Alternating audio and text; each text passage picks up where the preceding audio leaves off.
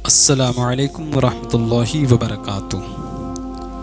دوستو، آپ سن رہے ہیں سیرت النبی صلی اللہ علیہ وسلم۔ باب نمبر 29 میں ہم نے بتایا کہ حضرت بلال رضی اللہ عنہ پر کس طرح ظلم ڈھائے گئے، کس طرح آپ کو تکلیفیں پہنچائی گئی۔ حاضر ہوئے ہیں پھر سے باب نمبر 30 لے کر چاند کے 2 ٹکڑے آپ صلی اللہ علیہ وسلم نے جب کیے۔ حضرت خباب فرماتے ہیں کہ ایک روز میں حضور نبی پاک صلی اللہ علیہ وسلم کی خدمت میں گیا، اور یہ وہ زمانہ تھا جب ہم پر خوب ظلم کیا جاتا تھا۔ میں نے آپ صلی اللہ علیہ وسلم سے عرض کیا، اے اللہ کے رسول، کیا آپ ہمارے لیے دعا نہیں فرماتے؟ میرے الفاظ سنتے ہی آپ سیدھے ہو کر بیٹھ گئے، آپ کا چہرہ مبارک سرخ ہو گیا۔ پھر آپ نے فرمایا، تم سے پہلی امت کے لوگوں کو اپنے دین کے لیے کہیں زیادہ عذاب برداشت کرنے پڑے۔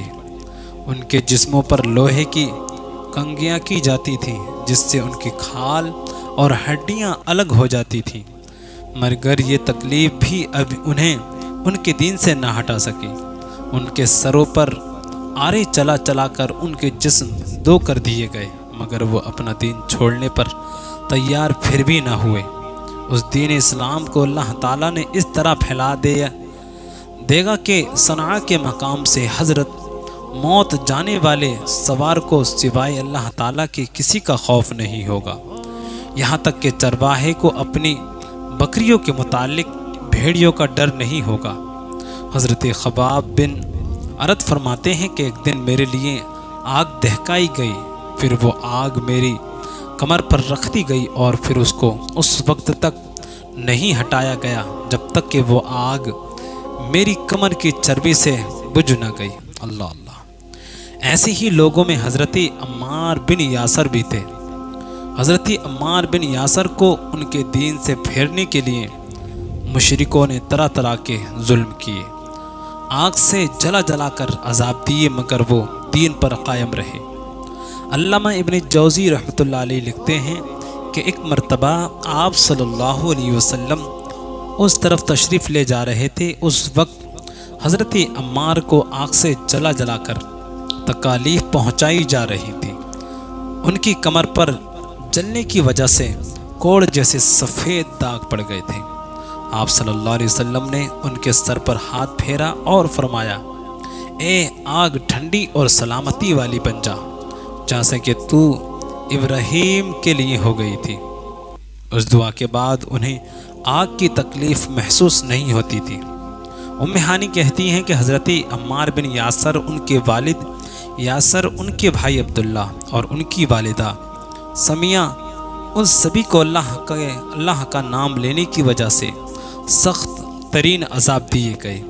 ایک روز جب انہیں تکالیف پہنچائی جا رہی تھی تو نبی پاک صلی اللہ علیہ وسلم اس طرف سے گزرے۔ آپ نے ان کی تکلیف کو دیکھ کر فرمایا، اے اللہ، آل یاسر کی مغفرت فرما۔ ان کی والدہ سمیہ کو ابو جہل کے چچا حذیفہ بن ابن مغیرہ نے ابو جہل کے حوالے کر دیا۔ یہ اس کی باندی تھی۔ ابو جہل نے انہیں نیزہ مارا، اس سے وہ شہید ہو گئی۔ اس طرح اسلام میں انہیں سب سے پہلی شہید ہونے کا اعزاز حاصل ہوا۔ آخر انہی مظالم کی وجہ سے حضرت عمار کے والد یاسر بھی شہید ہو گئے۔ اپنے ان مظالم اور بدترین حرکات کے ساتھ ساتھ یہ لوگ حضور نبی پاک صلی اللہ علیہ وسلم سے معجزات کا مطالبہ بھی کرتے رہتے تھے۔ ایک روز ابو جہل دوسرے سرداروں کے ساتھ حضور نبی پاک صلی اللہ علیہ وسلم کے پاس آیا اور بولا، اے محمد، اگر تم سچے ہو تو ہمیں چاند کے 2 ٹکڑے کر کے دکھاؤ۔ وہ بھی اس طرح کہ ایک ٹکڑا ابو قویس پہاڑ پر نظر آئے اور دوسرا قیقان پہاڑ پر نظر آئے۔ مطلب یہ تھا کہ دونوں ٹکڑے کافی فاصلے پر ہوں تاکہ اس کے 2 ٹکڑے ہونے میں کوئی شک نہ رہ جائے۔ اس روز مہینے کی 14ویں تاریخ تھی، چاند پورا تھا۔ آپ صلی اللہ علیہ وسلم نے ان کی یہ عجیب فرمائش سن کر فرمایا، اگر میں ایسا کر دکھاؤں تو کیا تم ایمان لے آؤ گے؟ انہوں نے ایک زبان ہو کر کہا، ہاں بالکل ہم ایمان لے آئیں گے۔ آپ صلی اللہ علیہ وسلم نے اللہ سے دعا فرمائی کہ آپ کے ہاتھ سے ایسا ہو جائے، چنانچہ چاند فوراً دو ٹکڑے ہو گیا۔ اس کا ایک حصہ ایک پہاڑی پر اور دوسرا حصہ دوسری پہاڑی پر۔ اس وقت نبی پاک صلی اللہ علیہ وسلم نے ارشاد فرمایا، لو اب گواہی دو۔ ان کے دلوں پر تو قفل پڑے تھے، تارے لگ چکے تھے دلوں پر۔ کہنے لگے، محمد نے ہم لوگوں کی آنکھوں پر جادو کر دیا ہے۔ کچھ نہ کہا۔ محمد عربی صلی اللہ علیہ وسلم نے چاند پر جادو کر دیا ہے، مگر ان کے جادو کا اثر ساری دنیا کے لوگوں پر نہیں ہو سکتا۔ مطلب یہ تھا کہ ہر جگہ کے لوگ چاند کو دو ٹکڑے نہیں دیکھ رہے ہوں گے۔ اب انہوں نے کہا، ہم دوسرے شہروں سے آنے والوں سے یہ بات پوچھیں گے۔ چنانچہ جب مکہ میں دوسرے شہروں کے لوگ داخل ہوئے تو انہوں نے چاند کے بارے میں ان سے پوچھا۔ آنے والے سب لوگوں نے یہی کہا، ہاں ہاں ہم نے بھی چاند کو دو ٹکڑے ہوتے ہوئے دیکھا ہے۔ یہ سنتے ہی مشرک بول اٹھے، بس پھر یہ تو عام جادو ہے، اس کا اثر سب پر ہوا ہے۔ کچھ نے کہا، یہ ایک ایسا جادو ہے جس سے جادوگر بھی متاثر ہوئے ہیں، یعنی جادوگروں کو بھی چاند دو ٹکڑے نظر آیا ہے۔ اس پر اللہ نے سورہ قمر کی آیات نازل فرمائی، جس کا ترجمہ ہے، قیامت کے نزدیک آپ پہنچی اور چاند شک ہو گیا، اور یہ لوگ کوئی معجزہ دیکھتے ہیں تو ٹال دیتے ہیں اور کہتے ہیں یہ تو جادو ہے جو ابھی ختم ہو جائے گا۔ مختلف قوموں کی تاریخوں سے یہ بات ثابت ہوتی ہے کہ چاند کا دو ٹکڑے ہونا صرف مکہ میں نظر نہیں آیا تھا، بلکہ دوسرے ملکوں میں بھی اس کا مشاہدہ کیا گیا تھا۔